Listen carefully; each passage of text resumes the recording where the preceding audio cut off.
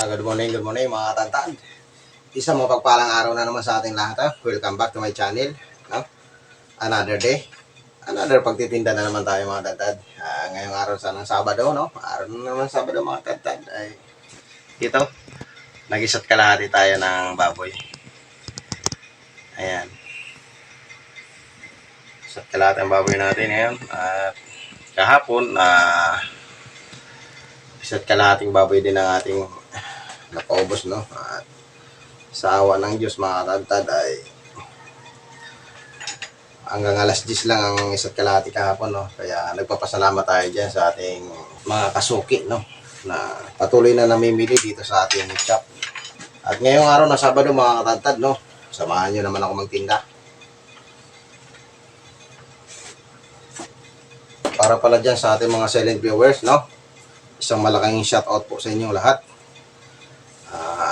Lalo-lalo na dyan sa mga nagtitiwala sa atin at saka sa patuloy na nanonood sa ating mga munting video dito na ina-upload natin dito sa ating munting channel na ating mga ginagawa dito sa Meat Shop na mga diskarte tindero mga tatad.